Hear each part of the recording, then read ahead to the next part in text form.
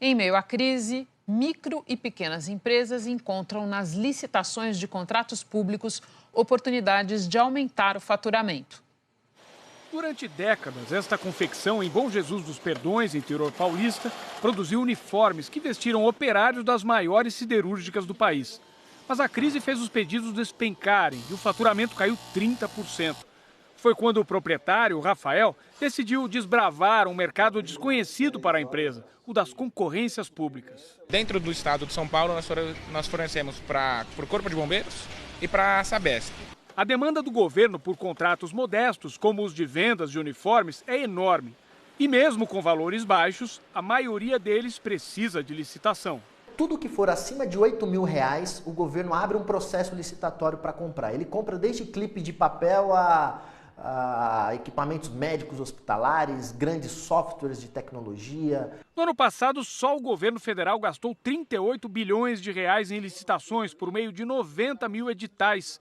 Mais da metade dessas concorrências foi vencida por micro e pequenas empresas, como a do Rafael.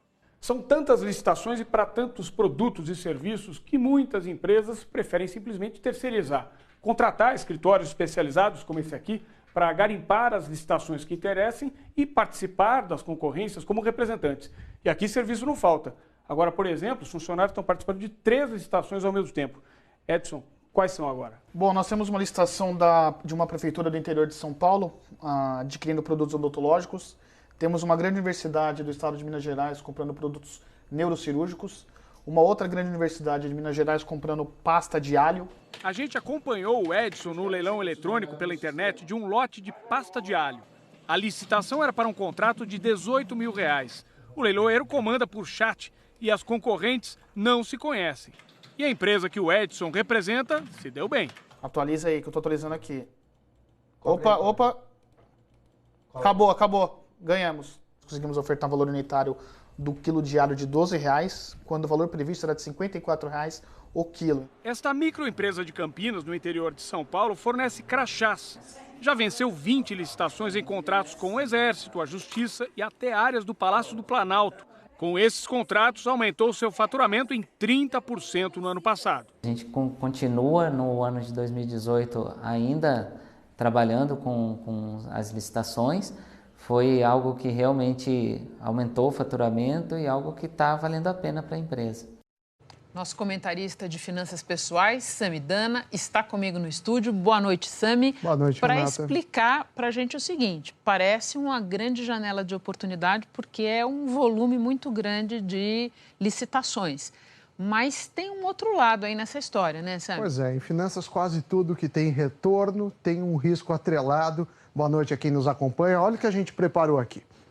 Primeiro é um raio-x dos municípios. 86% dos municípios do país estão em uma situação fiscal bem crítica ou difícil. 23% gastam mais de 60% com despesas de pessoal. E quando a gente olha os estados, não é muito melhor o recorte, não. Aí tem os dois mais preocupantes, Rio de Janeiro, que gasta 70% com pessoal, Rio Grande do Norte 62%, mas mesmo assim você olha de 50% a 60%, que já é uma situação que também preocupa, você tem 19 estados. E só 5 mais o Distrito Federal até 50%, lembrando que a Lei de Responsabilidade Fiscal recomenda que você fique abaixo de 50%, acima de 60% já é preocupante. Por que eu estou falando isso? Porque, às vezes, o município e o estado pode não pagar. Se não pagar, entra no ano seguinte, no exercício seguinte, como restos a pagar. Se não pagar no ano seguinte, vira precatório e pode ter dor de cabeça. Renata?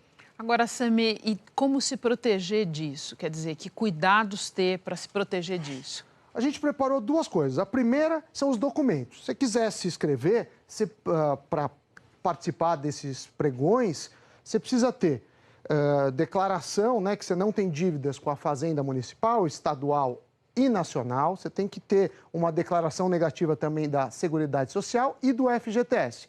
E também é muito comum pedir habilitação jurídica, comprovação técnica e o cadastro no sistema eletrônico do município ou do estado em questão. E aí, respondendo a sua questão, Renata, a gente vai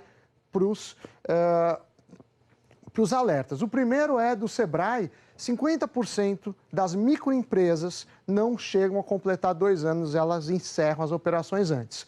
Os erros mais comuns: capital de giro, ou seja, a operação se paga, mas você não consegue pagar fornecedor até receber e aí você fica estrangulado.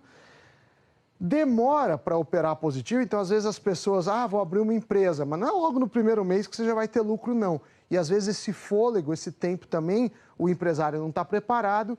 E o último que eu apontei aqui é o risco de concentração. Dá para aproveitar as oportunidades, como você disse, Renata, do governo, mas quando o governo é o único cliente, aí você tem um risco grande dessa morosidade que acontece. Então vale a pena olhar esse mercado, mas não é um ganho tão simples assim. Quem quiser rever a coluna, só entrar no site do Jornal da Globo. Sami, muito obrigada. Até a próxima. Uma boa noite. Tchau, tchau.